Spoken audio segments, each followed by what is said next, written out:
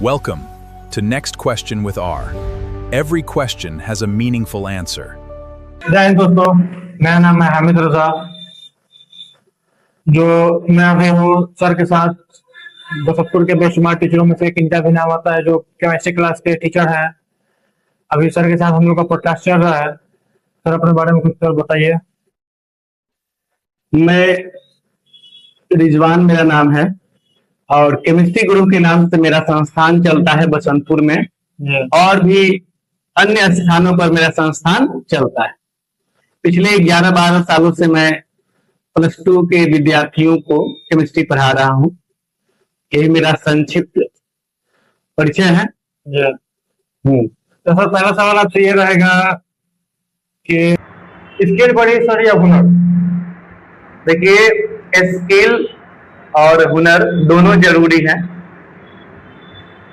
आज के कॉम्पिटिटिव माहौल में दोनों जरूरी है। प्राइवेट संस्थानों पर बैन लगना चाहिए या नहीं? देखिए, ये बात सब लोग कहते हैं कि प्राइवेट संस्थान पर बैन लगना चाहिए, या प्राइवेट संस्थान पर अंकुश लगना चाहिए, या प्राइवेट संस्थान मनमानी कर रहे हैं, पैसे वसूल रहे हैं। और जो लोग ये सवाल उठाते हैं वो खुद ही प्राइवेट की ओर मूव कर रहे हैं, अपने बच्चों को प्राइवेट संस्थान और इंस्टीट्यूट में डाल रहे हैं ताकि बेहतर प्रदर्शन करें बच्चे। क्योंकि सरकारी, ऐसा नहीं है कि सरकारी संस्थानों में जो काम करने वाले शिक्षक हैं या पढ़ाने वाले शिक्षक हैं वो दक्ष नहीं है, ऐसी बात नहीं है, लेकिन उनसे काम नहीं लिया जा रहा है। तो प्राइवेट संस्थान की ओर मूवमेंट है लोगों का। तो ये सवाल ही नहीं बनना चाहिए कि प्राइवेट संस्थान बंद होना चाहिए कि नहीं होना चाहिए। प्राइवेट संस्थान ही बच्चों के लिए आज फर्स्ट चॉइस बना हुआ है, क्योंकि रिजल्ट दे रहा है प्राइवेट संस्थान। इसका मतलब ये नहीं है कि सरकारी संस्थान मतलब उसमें दक्ष लोग नहीं है, उसमें भी दक्ष लोग हैं और जानकार लोग हैं। चलिए सर, क्या सरकारी स्कूल के टीचर प्राइवेट स्कूल से बेहतर पढ़ाते हैं? ये कोई मानक नहीं तय कर सकता है कि कौन बेहतर पढ़ाता है और कौन खराब पढ़ाता है। सरकारी शिक्षक भी जो ज्वाइन हुए हैं वो भी 2-3 परीक्षा और प्रक्रिया से गुजरकर ज्वाइन किए हुए हैं, स्कूल में टीचर बने हुए हैं।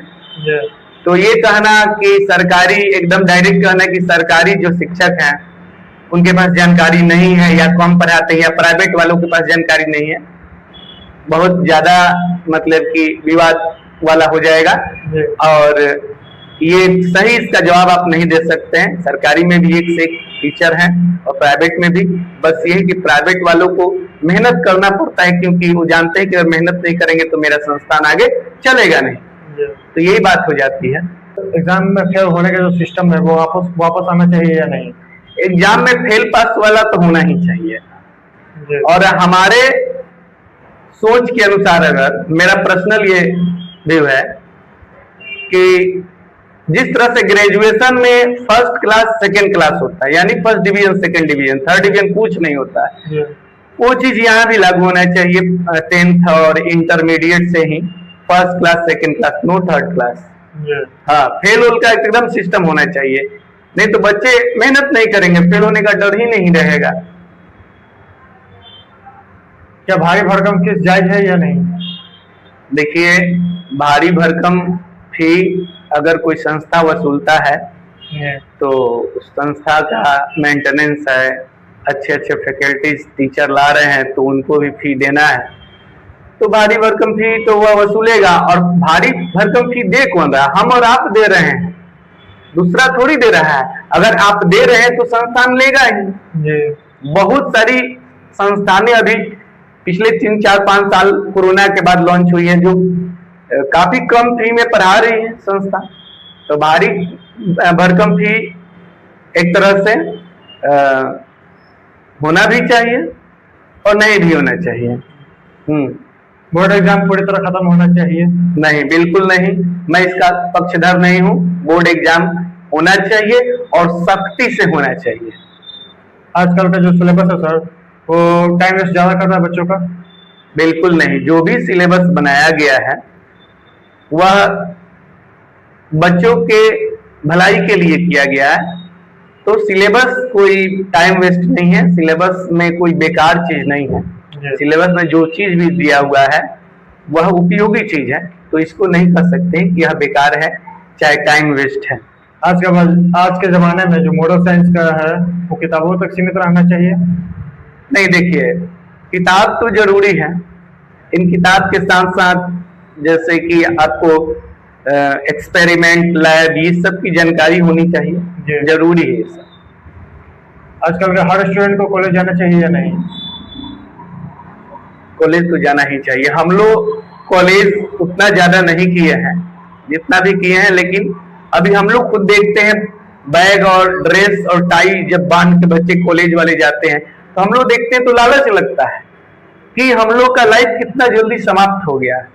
तो कॉलेज तो जाना चाहिए, कॉलेज लाइफ जरूरी है सभी विद्यार्थी को।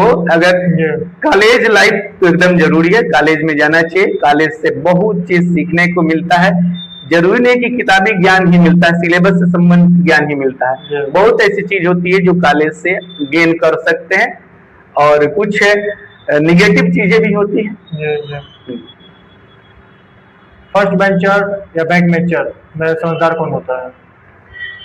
ये जरूरी नहीं कि फर्स्ट बेंचर ही बहुत ज्यादा समझदार हो और बैक बेंचर कम समझदार हो।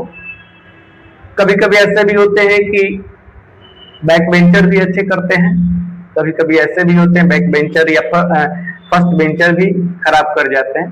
तो ये डिपेंड करता है बच्चे पर कि बच्चा अपना किस तरह से, किस लेवल से पढ़ाई कर रहा है, किस तरह से मेहनत कर रहा है, ये निर्भर।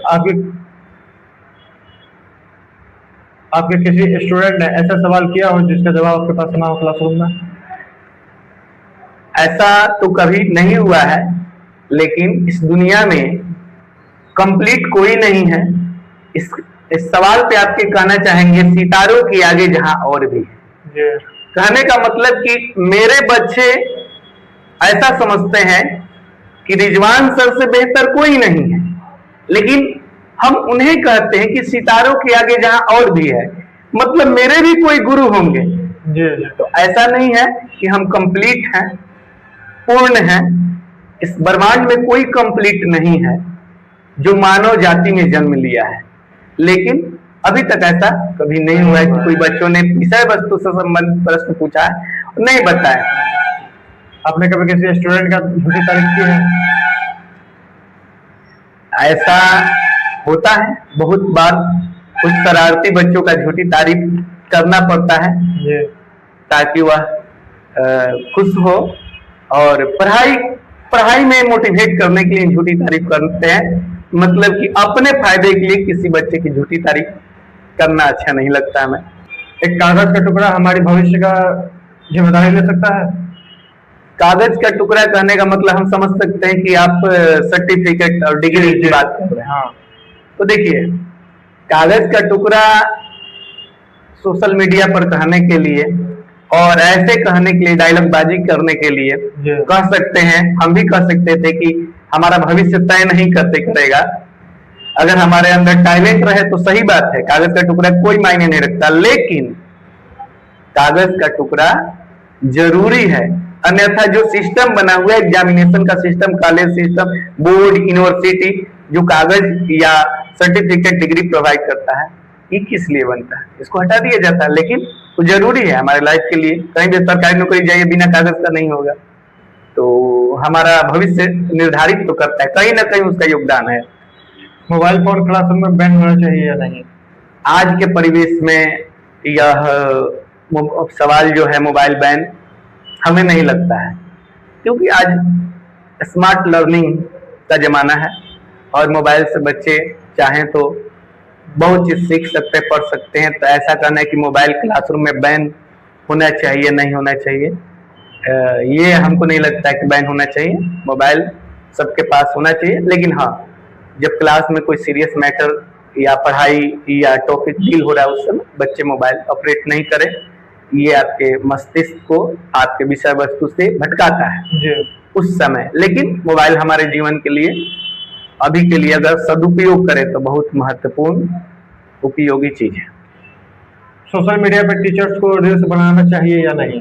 ये निर्भर करता है आपके इंटरेस्ट पे बना भी सकते हैं, नहीं भी बना सकते, इसमें कोई बुराई नहीं है। आज सभी लोग इस पर, सरकारी हो, गैर सरकारी हो, प्राइवेट हो, बड़े छोटे सभी शिक्षक ये काम कर रहे हैं। और मेरा तो शुरू से ही ये रहा है कि हम रील्स बनाते हैं। हाँ, देखते हैं काफी अपने सोशल मीडिया में व्यूअर्स देखा हो जाता है। ये मेरा मतलब कि रिफ्रेशमेंट का एक तरीका है कि दिन भर 5, 7, 8 क्लास में लेता हूँ, उसके बाद रिफ्रेश होने के लिए ये जरूरी है, इसलिए हम करते हैं। लेकिन पढ़ने वाले विद्यार्थियों को उस पर थोड़ा कम फोकस करना चाहिए। आजकल कौन संस्थान वाले नहीं कर रहे हैं, सब लोग रील बना रहे हैं, चाहे अच्छे चीज का या इंटरटेनमेंट वाले। मेरा जो कंटेंट जाता है दोनों चीज पर जाता है, पढ़ाई वाली भी होती है और इंटरटेनमेंट वाली भी जाती है। अब किस वे में उसको देख रहे हैं, इंटरटेनमेंट के वे में देखिएगा तो इंटरटेनमेंट, अगर उस पर निगेटिव सोचने वाले लोग होंगे निगेटिव सोचेंगे। हाँ, वो तो लेकिन लोगों का तो अपना अपना काम है। लेकिन उतना हम ध्यान नहीं देते कि किसका किस तरह का रिएक्शन है मेरे पर। मैं अपना काम ईमानदारी से क्लासरूम में करता हूँ और घर पे अपने परिवार और अपने साथ ईमानदारी से अपना काम करता हूँ, इसलिए मैं सेटिस्फाइड रहता हूँ। ये अपने चॉइस पर निर्भर करता है। एआई बच्चों को सोचने की क्षमता जो होती है वो खत्म कर रही है? ऐसा कुछ नहीं है। एआई का जिस तरह से उपयोग करेंगे उस तरह से आपके जीवन में उसका प्रभाव होगा। पॉजिटिव भी है, नेगेटिव भी है। हर चीज का दो पहलू होता है, नकारात्मक और सकारात्मक। अब उसको किस तरह से आप उपयोग में ला रहे हैं, ये एक सवाल हमेशा टॉप लेवल पर आता है ये सवाल, ऑफलाइन बेहतर या ऑनलाइन बेहतर? देखिए, अभी के जमाना में ऑनलाइन काफी ज्यादा डोमिनेट कर रहा है, लेकिन बेसिक चीज तो ऑफलाइन है। अभी भी मेरा मानना है कि ऑनलाइन बेस है। जितने भी बच्चे ऑफलाइन की ओर जा रहे हैं उन्हें कहीं ना कहीं किसी भी टॉपिक को ऑफलाइन भी पढ़ने की जरूरत है और पढ़ना चाहिए। अगर कोई बच्चा काफी ज्यादा तेज है जो ऑनलाइन से ही अपना काम कर पा रहा है, समझ जा रहा, ठीक है, नहीं मेरे अनुसार ऑफलाइन बेसिक चीज है, बेस है, वो नहीं छोड़ना चाहिए। ऑफलाइन जरूरी है, लेकिन अब मॉडर्न युग में ऑनलाइन का जमाना आ जाएगा। हाँ, लेकिन ऑफलाइन भी एकदम नेसेसरी है। जिस तरह से खाना खाइए, ऑक्सीजन लीजिए, लेकिन पानी नहीं मिलेगा तो आपका जो एनर्जी स्टोर होता है बॉडी में वह खर्च नहीं हो पाएगा। उसी तरह से ऑफलाइन एक पानी की तरह, भोजन के साथ पानी चाहिए, तो ऑफलाइन भी एक पानी की तरह हमारे जीवन में एजुकेशन सिस्टम में काम करता है।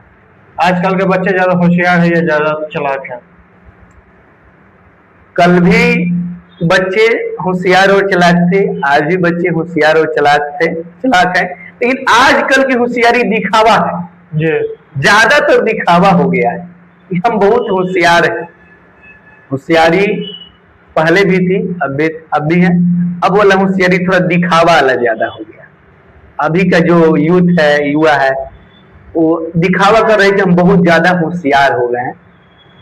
यही बात है कि लोग को लग रहा है कि अभी के युग के लोग होशियार ज्यादा हो गए, टेक्नोलॉजी ज्यादा है, सोचना कम पड़ रहा है, टेक्नोलॉजी का उपयोग ज्यादा हो रहा है। सर, आपने दिखावा की बात किया तो मुझे एक और सवाल याद आ गया जो किसी मेरे दोस्त ने बोला था कि आजकल के 2 पढ़ी को जो ये हुए हैं अंडर, आप उनको किस वजह से देख रहे हैं? ये एक एज होता है, टीनेज, इसमें आता है हर समय, हर युग में, हर दशक में। पुराने जमाने में भी ये था, अभी भी है। आपने कभी रंगदारी की है? ये बचपन में सब लोग हल्का फुल्का कर ही लेता है, लेकिन हम लोग का गार्जियनशिप बहुत ज्यादा स्ट्रिक्ट रहा है। कहीं हम लोग बचपन में लड़ाई उड़ाई भी कर लेते थे, तो हम लोग के पेरेंट्स ही हमें डांटते थे, पिटाई भी करते थे, गलती हम लोग का नहीं भी रहता था, तो थोड़ा सा नहीं कह सकते नहीं किए हैं। पुरानी मारपीट सही थी या आजकल के नो पनिशमेंट जो है वो सही है?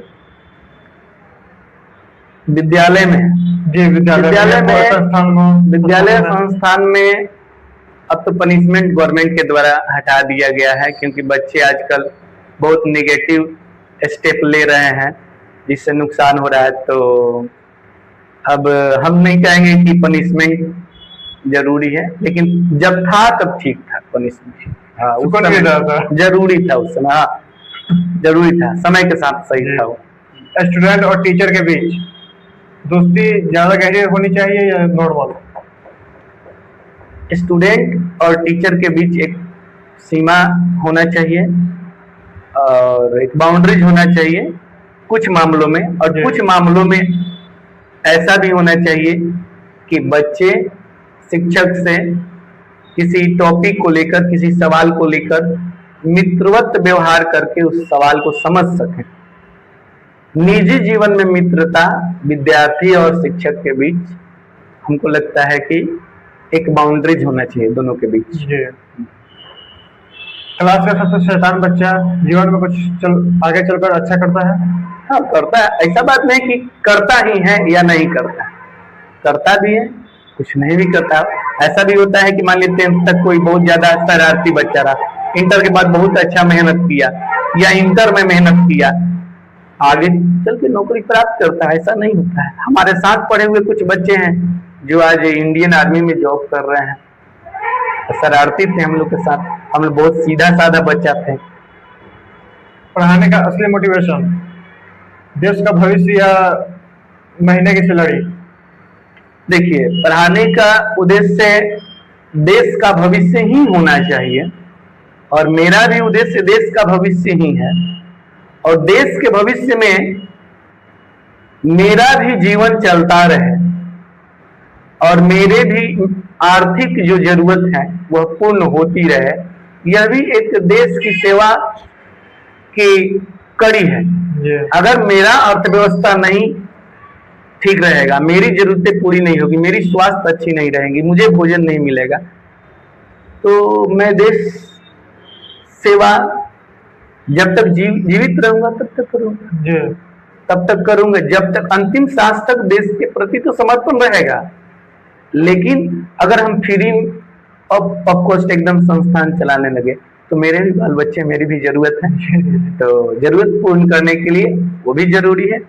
लेकिन शिक्षा का मोटिव हमारा है युवा पढ़े और समाज का कल्याण हो और समाज में समझदारी बढ़े। समझदारी बढ़ेगी तो बहुत सारी चीजें हैं, बहुत सारी समस्याएं हैं जिनका निदान और हल हो सकता है। हाँ। टीचर्स को राजनीतिक से दूर रहना चाहिए या उसमें प्रवेश करना चाहिए? ये अक्सर समाज की सवाल होती है कि शिक्षक है, आपको राजनीति नहीं करना चाहिए, राजनीति में भागीदारी नहीं होनी चाहिए। एक मिनट को रोकना चाहेंगे। इसको जो समाज का जो नजर है, इसको टीचर लोग अगर कोई राजनीतिक में जा रहा है तो उसको अलग नजर से देखते हैं, सोचते हैं कि इसमें इन लोगों का पैकेज नहीं बन रहा है, इसमें जाकर थोड़ा सा लोगों को लूटेंगे। ये सोच रहता है उन लोगों का। सोच इसलिए रहता है कि अभी तक जो लोग भी ऐसे किए हैं, राजनीति में शिक्षक गए हैं, वह जिस कमिटमेंट के साथ जाते हैं कमिटमेंट पूरा नहीं कर पाते हैं, तो समाज उन्हें सवाल पूछेगा ही। सवाल पूछना जरूरी है, लेकिन मेरा मानना है कि समझदार लोगों को राजनीति में आना चाहिए और शिक्षक एक समझदार समाज का समझदार व्यक्ति होता है और समझदार व्यक्ति में एक होता है, तो राजनीति में जाएगा। अगर अच्छे समझदार लोग जाएंगे, अच्छे लोग कर्मयोगी लोग जाएंगे तो कार्य करेंगे, अच्छा कार्य करेंगे, समाज और देश और राज्य तरक्की करेगा। टीचर्स की सैलरी देश में सबसे ज्यादा होनी चाहिए? ये सवाल को मायने नहीं रखता है कि सैलरी ज्यादा होना चाहिए, कम होना चाहिए। शिक्षकों की सैलरी एक मतलब एक इस लेवल का होना चाहिए कि जिससे उनके भी बच्चे और उनके फैमिली का अच्छा से एजुकेशन, स्वास्थ्य, शिक्षा, स्वास्थ्य पर काम शिक्षक कर सकते हैं, बच्चों पे खर्च कर सके। ये जरूरी नहीं कि कुछ लोग कहते हैं कि आईएएस से ज्यादा सैलरी होना चाहिए, इससे ज्यादा होना चाहिए। ऐसा कोई मतलब ये नहीं है, इस पर ज्यादा कमेंट हम करना नहीं चाहेंगे। पेरेंट्स अपनी जिम्मेदारी टीचर्स पर डाल दे रहे हैं आजकल। पेरेंट्स जिम्मेवारी शिक्षक पे डाल रहे हैं, ये सवाल ठीक है, लेकिन हर पेरेंट्स ऐसे नहीं है। हर पेरेंट्स ऐसे नहीं है। पढ़ाई को पूरी तरह गेम में बदलना चाहिए या सीरियस लेकर पढ़ना चाहिए? कुछ जगह पे ऐसा है कि उसे इंटरेस्टिंग बनाना चाहिए, और कुछ जगह पे सीरियसली भी होना चाहिए। हाँ, आवश्यकता के अनुसार। आप थोड़ा सा किताबी सवाल हो जाए, ऑक्सीजन दिखाई क्यों नहीं देता सर? ऑक्सीजन जो है कलरलेस ट्रांसपेरेंट गैस, इसलिए दिखाई नहीं देता है। बारिश का पानी पीने से क्या हो सकता है? बारिश का पानी देखिए पी भी सकते हैं, लेकिन नुकसान भी है। आजकल एयर पोल्यूशन ज्यादा है, वायु प्रदूषण के कारण विभिन्न प्रकार के टॉक्सिक जहरीले गैस वायुमंडल में होते हैं, जिसके कारण एसिड रेन, अम्ल वर्षा भी होता है, तो पानी नुकसानदायक भी हो सकता है। चांद पर आग लग सकता है या नहीं? बिल्कुल नहीं, क्योंकि ऑक्सीजन नहीं है। अगर ऑक्सीजन रहता तो वहां पे जीवन संभव हो जाता, ऑक्सीजन और पानी रहता तो। ऑक्सीजन नहीं है तो नहीं होगा, क्योंकि हम लोग जानते हैं कि किसी भी वस्तु को जलने के लिए प्राइमरी चीज ऑक्सीजन होना चाहिए। तो ऑक्सीजन चांद पे नहीं है तो डेफिनेटली आग नहीं लगेगा। कोल्ड ड्रिंक नुकसान क्यों करता है? कोल्ड ड्रिंक्स जो है कार्बोनेटेड वाटर है, तो एक्सेस कोई भी चीज लीजिएगा तो नुकसानदायक होगा। ऐसे अगर बहुत ज्यादा नुकसानदायक होता तो पीने के बाद ही नुकसान कर देता है। जहर है, पॉइजन है, तो बहुत सारे देशों में बैन होता। ऐसा नहीं है कि वह जहर है, नुकसानदायक है। कार्बोनेटेड वाटर है, शुगर की मात्रा रहती है बस। तो क्या बोतल एक्सेस नहीं होना चाहिए। सर, क्या बोतल वाला पानी शुद्ध है या नहीं? ये तो उसका मानक जो तय किया गया उस पर वह कंपनी का पानी जो बनाने वाली कंपनी है, पैक करने वाली कंपनी है, वह किस तरह की मानक को पूरा करके पानी को फिल कर रहा है, मार्केट में ला रहा है कि नहीं ला रहा है, इस पर निर्भर करता है। ब्रांड पर आजकल बहुत सारे लोकल ब्रांड भी हो गए हैं पानी का, तो ये निर्भर करता है कि पानी का TDS कितना है और पानी की गुणवत्ता पर निर्भर करता है। सर, इनो पेट में कैसे काम करता है? इनो एंटा एसिड है।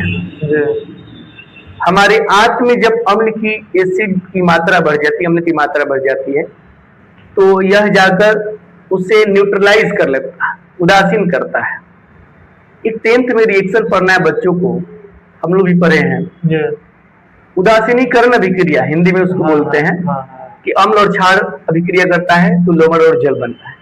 तो जो इनो हम लोग पीते हैं वो एंटा एसिड है, जो एसिड को जाकर न्यूट्रलाइज करता है और सॉल्ट और वाटर बनाता है, तो वह न्यूट्रलाइज करता है एसिड को। पेट्रोल और डीजल में क्या फर्क है? पेट्रोल और डीजल में फर्क है, पेट्रोल हल्का होता है, डीजल भारी होता है। पेट्रोल का गुणवत्ता जो होता है, क्वालिटी, वो ऑक्टेन रेटिंग में मापा जाता है, डीजल का C10 में मापा जाता है। पेट्रोल डीजल की तुलना में ज्यादा ज्वलनशील होता है, क्योंकि बहुत तेजी से वाष्पित होता है, वेपर में बदलता है। शराब जल्दी क्यों जलता है? शराब में इथेनॉल होता है, और इथेनॉल भी बहुत जल्दी वेपर वाष्प में बदलता है। जो वस्तु जितना जल्दी वाष्प में बदलेगा वो उतना ही ज्यादा ज्वलनशील होगा और तेजी से जलेगा, इसलिए शराब में आग लगता है। समुद्र का पानी खड़ा क्यों होता है? उसमें सॉल्ट रहता है, समुद्र के पानी में सॉल्ट रहता है, इसलिए वह खरा मेराइन वाटर होता है। टॉपर बनने का फॉर्मूला? टॉपर बनने का फॉर्मूला सबसे बेहतर फॉर्मूला है कि सेल्फ स्टडी।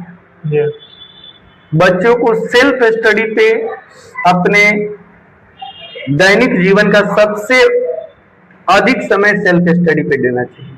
संस्थान कोचिंग में अध्ययन करते हैं अगर 4 घंटा, तो कम से कम 6 घंटा आपको जी। अपने सेल्फ स्टडी पे देना होगा। इसका मूल मंत्र NCERT। अच्छा सर, आप NCERT जरूरी है। जी। हाँ। अगर आप हमारे चैनल पर आए हैं, हमारे जो दर्शक हैं, उनके लिए आप कुछ जो 10th के एग्जाम है और 12th के एग्जाम, उसके लिए कुछ आप फ्री कुछ देंगे टिप्स? जी। देखिए, मतलब पैसे वैसे में कुछ, अगर आपके आप बैच लाएंगे कुछ? अगर आपके वीडियो के माध्यम से बच्चे मेरे संस्थान पर पहुंचते हैं जी। तो उन्हें फी में बहुत ज़्यादा छूट दिया जाएगा। जी।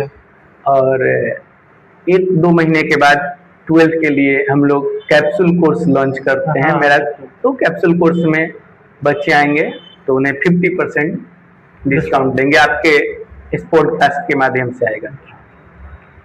पिछले 5 सालों में आपने कितना रिजल्ट दिया है? अब इसका तो जो भी बच्चे पढ़े हैं अभी तक पास हुए हैं। पिछले 11-12 सालों से शिक्षा में अपना योगदान दे रहे हैं कोचिंग लाइन में, और शुरू से ही हम लोग संस्था जब शुरू की उस समय से ही एक नाम और एक भीड़ जो होता है संस्थान पे बच्चों का होता है, और लगभग बच्चे मतलब 100% बच्चे अच्छे करते हैं।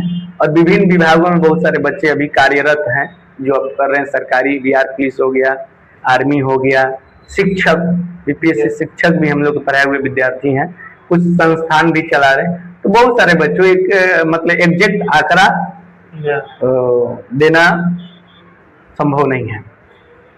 सबसे बेहतर किस बच्चे का स्कोर है? सबसे बेहतर किस बच्चे का स्कोर है आपके यहाँ से? स्कोर तो बहुत सारे बच्चे अब याद नहीं है, बहुत सारे बच्चे स्कोर किए हैं। मतलब कि हर साल स्कोर करते हैं। किसी एक बच्चे का इंडिविजुअल कहना पॉसिबल नहीं है, लेकिन बहुत सारे बच्चे, वो बच्चे इसमें जो बच्चे जो बच गया है उसमें तो कुछ ऐसा होगा ना जो आप टॉपर दिया होंगे? हाँ, टॉपर अब की बार भी हुआ है, बहुत सारे बच्चे टॉप किए हैं। रैंक अब बिहार में तो देखिए, अब गांव में पूरा बच्चे स्कोर करते हैं। ऐसा नहीं बोले कि फलाना बच्चा स्कोर कर गया, बहुत सारे यहाँ पे होता है सर कि अपना अपना जो भी इंस्टीट्यूट वाले हैं, अपना जो भी क्लास करवाने वाले हैं, वो सब कहते हैं कि मेरा बच्चा आगे है, सबसे आगे है, मेरा बच्चा सबसे आगे है। तो आपने भी तो कुछ ऐसा किया होगा ना? हाँ, तो मेरे संस्थान पे आके देख सकते हैं। आपके पास ऐसा क्या है जो यहाँ के बच्चे आए आपके पास पढ़ना? मेरे पास, हम तो अपने से नहीं बताएंगे, मेरे बच्चों से, दर्शक जो भी देख रहे हैं, दर्शक बंधु मेरे बच्चों से पूछ सकते हैं। जो कमेंट के जरिए सब हो जाएगा। बच्चों से पूछ सकते हैं। भारत की शिक्षा व्यवस्था को आप किस नजर से देखते हैं? भारत का शिक्षा व्यवस्था जो सिस्टम बनाया गया है पहले से, और जो उसमें सुधार हो रही है, वो बेहतर है। बस उसको लागू जमीन पर इम्प्लीमेंट करना चाहिए, उस तरह से इम्प्लीमेंट हो तो बेहतर है, बहुत अच्छा है। यहाँ से पढ़ के लोग नासा में जा रहे हैं, APJ अब्दुल कलाम बन रहे हैं, सोनम वांगचुक बन रहे हैं। तो भारत का शिक्षा व्यवस्था पूरे विश्व में किसी भी देश से कम नहीं है, बल्कि बहुत टॉप और बहुत बेहतर है। सर, अभी आपने सोनम वांगचुक का नाम लिया, जो हमारे देश के बहुत बड़े साइंटिस्ट हैं, आप उनके बारे में क्या कहेंगे? उनका योगदान शब्दों में नहीं कहा जा सकता है, देश के लिए बहुत बड़ा योगदान है। और मैं ईश्वर से प्रार्थना करूंगा कि वो दीर्घायु हो और देश का सेवा करें। कोचिंग और प्राइवेट स्कूल ये सब बिजनेस बन चुका है। देखिए, कोचिंग और प्राइवेट स्कूल से बहुत लोगों का घर चलता है। एक विद्यालय, प्राइवेट विद्यालय में काम करने वाले कर्मचारी से लेकर शिक्षक जो हैं, उनको रोजगार एक प्राइवेट संस्थान दे रहा है। तो प्राइवेट संस्थान की कुछ निगेटिव हर चीज की है, सरकारी की भी, प्राइवेट की है, लेकिन प्राइवेट संस्थान ईमानदारी से काम कर रहे हैं, बच्चों का भविष्य बना रहे हैं, रिजल्ट दे रहे हैं। अगर हम लोग नहीं काम करें तो हमको नहीं लगता है कि बच्चों का रिजल्ट बनेगा। क्योंकि शिक्षकों से पढ़ाई के अलावा सब काम लिया जा रहा है, जनगणना हो गया, इलेक्शन हो गया, बहुत सारी चीज। तो अब फिर गर्मी की छुट्टी हो गई, ये हो गई, तो प्राइवेट शिक्षकों ने ही संभाल रखा है। ठीक है सर, संभाल रखा है, ठीक है, मगर किसी का औकात भी तो देखना चाहिए ना सर, तो उसके पास वो किस लेवल का इंसान है कि उसका हम कितना पैसा ले।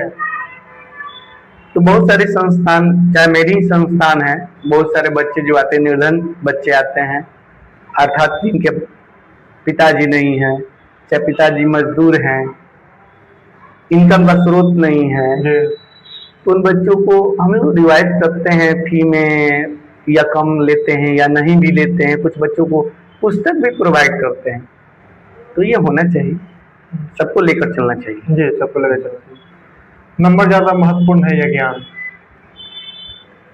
अंक तो जरूरी है कुछ कुछ जगहों पे, लेकिन ज्ञान सबसे पहला चीज है, सर्वोपरि है, ज्ञान होना चाहिए। हाँ, मोबाइल पढ़ाई का दुश्मन है या दोस्त? मोबाइल दोस्त भी है, और उसका अगर यूज अच्छा से नहीं करते हैं तो दुश्मन भी है। स्कूल में लाइफ स्किल पढ़ाना चाहिए? बिल्कुल, स्किल तो सिखाना चाहिए हर जगह।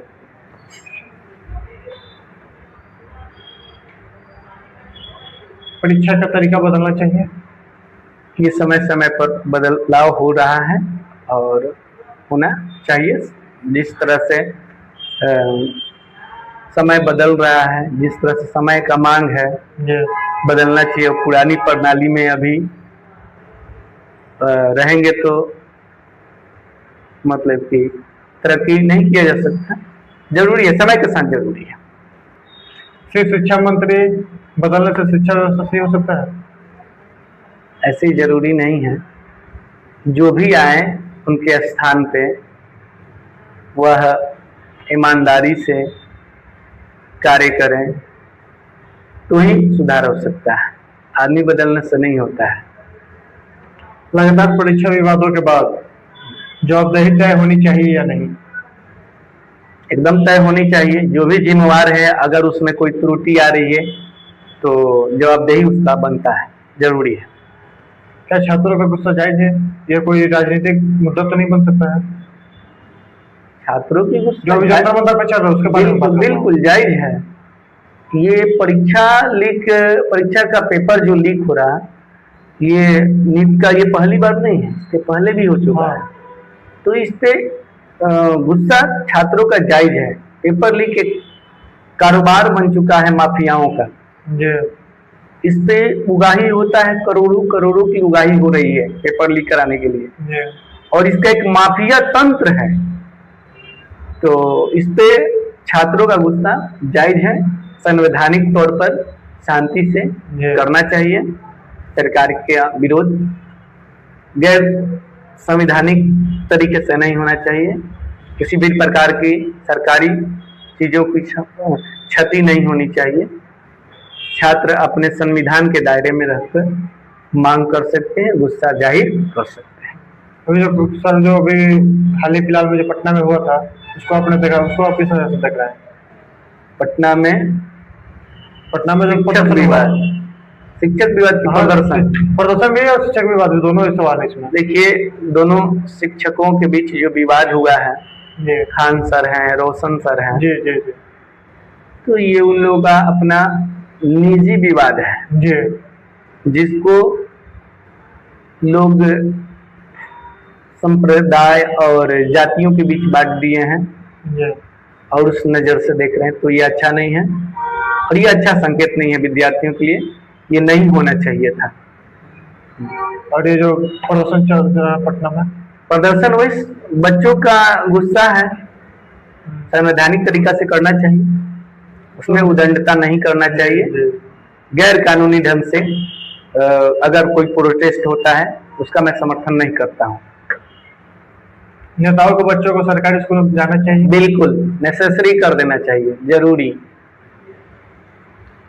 क्या सरकारी अस्पतालों में नेताओं का इलाज होना अनिवार्य होना चाहिए? हाँ, जब नेता स्टेटमेंट देते हैं कि हमने वर्ल्ड क्लास का हॉस्पिटल बना दिया है, ऐसा हॉस्पिटल बना दिया, जनता को अब दिक्कत नहीं होगी, तो उसमें नेताओं का इलाज जरूर होना चाहिए। जब वर्ल्ड क्लास का हॉस्पिटल है तो नेता का इलाज क्यों नहीं होगा? जी सबका होना चाहिए। पुलिस द्वारा टीयर गैस और वाटर कैन के बारे में आपको क्या कहना है? टीयर गैस और वाटर इस्तेमाल कैनन किया जाता है उसमें? का इस्तेमाल किया जाता है अक्सर जब भीड़ बहुत ज्यादा बेकाबू हो जाता है, तो भीड़ पर काबू पाने के लिए प्रशासन के द्वारा ये किया जाता है। ये पहली बार नहीं है, कई बार ऐसा किया जा चुका है। जैसा कि दोस्तों आपने देखा कि सर हमारे साथ उस वक्त से बैठे हुए हैं जो काफी अपना कीमती वक्त दे चुके हैं हम लोगों को। तो आप लोग बताएं कि अगर नेक्स्ट टाइम किसको बुलाया जाए, आप लोग जिसको बोलिएगा उसको हम लोग बुलाने का यहाँ पे कोशिश करेंगे, और हो सकेगा तो उनको साथ में लेकर बैठेंगे, और आप लोग कमेंट में अपना सवाल भी दे सकते हैं। बाकी सर के बारे में आपको क्या ख्याल है जरूर कमेंट में बताएं। तब तक मिलते हैं, जय हिंद दोस्तों हमारे पॉडकास्ट में आखिर तक बने रहने के लिए दिल से धन्यवाद। अगर वीडियो पसंद आई हो तो लाइक, सब्सक्राइब, कमेंट और शेयर जरूर करें। आप देख रहे हैं the next question with R. मिलते हैं अगले वीडियो।